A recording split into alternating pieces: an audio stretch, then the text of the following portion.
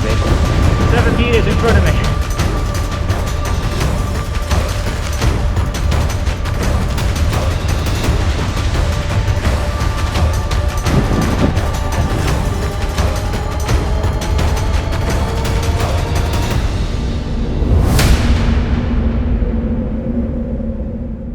Day 2, and I'm in the middle of nowhere basically. I'm at the top of a mountain.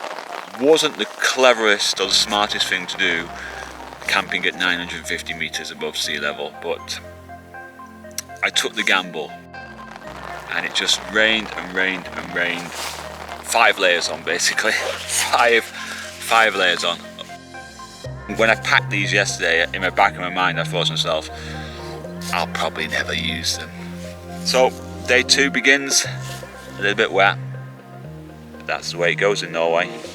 Remember, bring some warm clothes.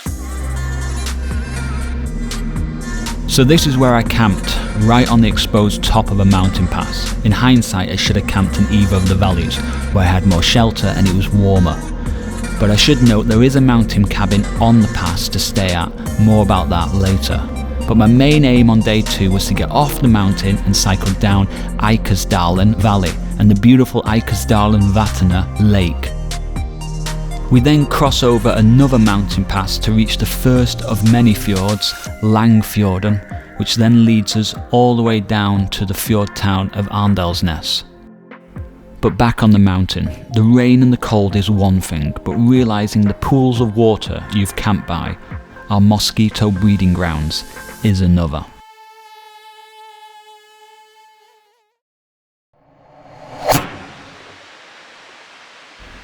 And worst of all, I think I'm protected with all my clothes on. But you should note that mosquitoes somehow manage to bite through leg warmers. I'm unaware of this right now, and I'm literally getting bitten alive. Hats on, gloves are going on, leg warmers are on, let's go. So it's at this point when I'm thinking, oh, my legs are very itchy. Now you may be thinking, wow, that looks like a pretty good gravel road. And you would be correct. And the reason for that is Statkraft, which is the world's largest renewable energy company. They own a hydro power plant up here. In total it's 121 kilometers, but the mountain section I'm currently on, that is 55 kilometers. The road opens on the 1st of June every year and it closes on the first snowfall in autumn. Zero visibility, zero views. Unfortunately, heavy cloud cover with mist is not uncommon up here.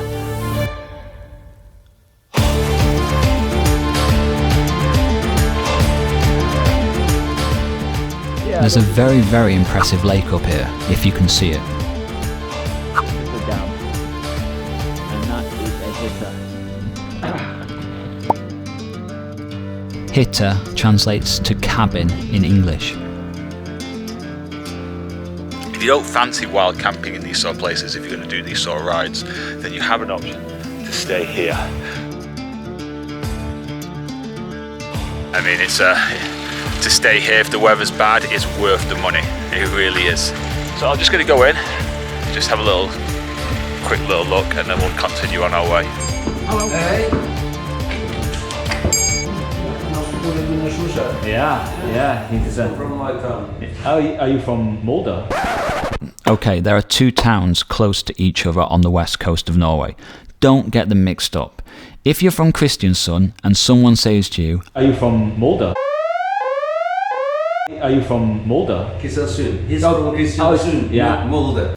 30 seconds in and I've already offended the owner. Well done, Matthew. But joking aside, I had a very nice chat with him. Great guy, great place to stay if you want to experience the mountains in this area. And by the time I got out, it had all cleared up, so bonus.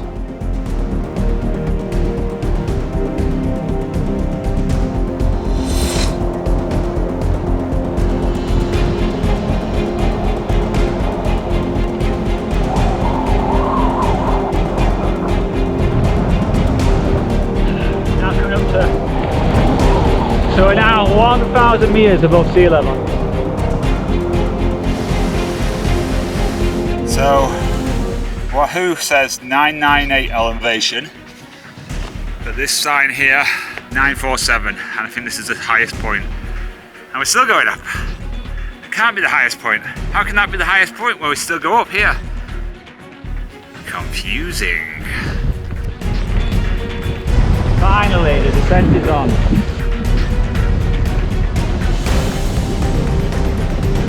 Whoa, I can see where we're going.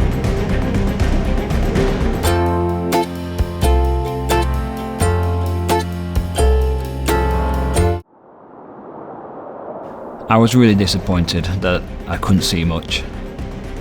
But in hindsight, when I look at the footage now, I'm thinking, wow, it looks pretty damn impressive anyway. See this? Oh, we're going all the way down there. That's the road we're going, through the valley. The descent down was absolutely incredible.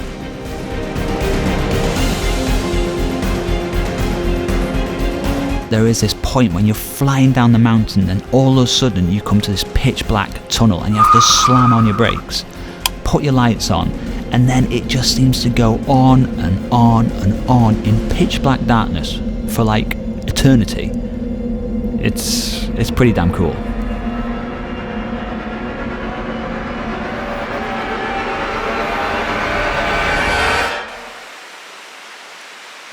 Well, we're down.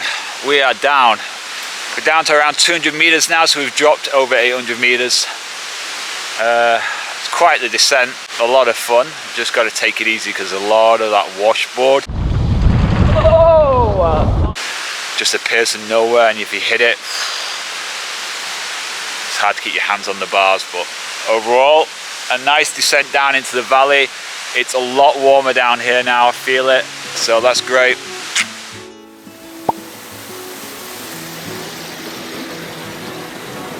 Aursjøvegen, another beautiful valley with just waterfalls everywhere, like the sound of water is just all around you.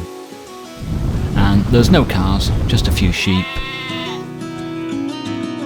Hey, I heard you want to leave this place where we grew up, this old town, just put it all behind.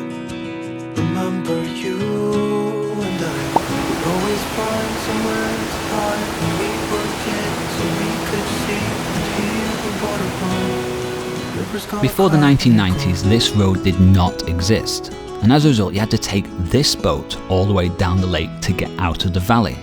Since the road's been open, there's been over 200 landslides. That's an average of around 7 a year. Just think about the cost and maintenance to keep this road open. In 2003, the worst of all landslides occurred, which completely destroyed a large section of the road and made it impassable forever. As a result, they had to smash through 4 kilometers of solid rock and build a brand new tunnel. Now you have to take into consideration here that there's like, I don't know, 7 people that live down this valley. In any other country, they just would not have built that 4-kilometer tunnel. But here in Norway, you have these really small communities scattered about all over the show, and there's a lot of money in this country, and as a result, these roads can and will get built.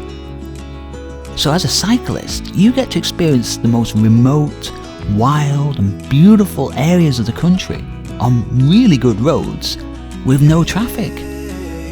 Rock and roll, baby. Oh look, Doris, another bikepacker. Oh. Not another one. When we climbed up in those trees, 12 years old, feel the wind, watch the river run. The water of this lake is just... When we sat there, So at this point you can either continue back to Sundalsøra where you began, or turn left to Arendalsnes, and that is where we are heading. But if you go that way, just note the mountain pass is not that easy. 10% for 7 kilometers. Oh man, I wasn't expecting this. Well, I think we'll just have a stop here for a second. Oh God. I really struggle with this mountain pass. Sometimes it's the ones you think are going to be easy that turn out to be the worst. Alright, 10% going down. over 500 meters above sea level. Yes, down we go. It's been a tough ride today. Struggled, was tired from yesterday's climb and had to do a climb today as well, blah de blah de blah. But the main thing is, when you're feeling really tired, it's moments like this on the bike when I just look to the fjord now and it's just starting to clear up. Yeah, they're amazing moments on a bike, because when you've had a challenging few hours and you just feel exhausted and not enjoying the situation, and then you just get these like moments where it's hard to explain. It's only if you ride why you wanted to be on a bike, why you want to push yourself, challenge yourself, because you appreciate all these sort of small little moments that you just don't appreciate in your day-to-day life because you're just too busy with life. Whereas here, just the smallest of moments can mean so much.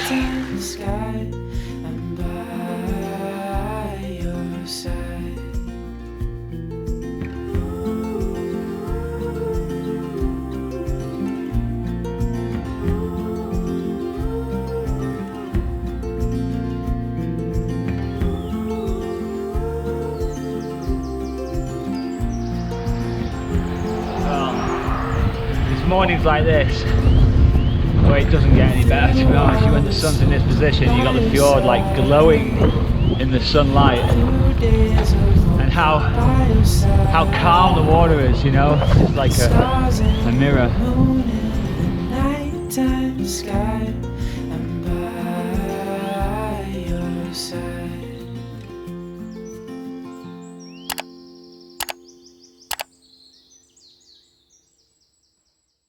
Hello?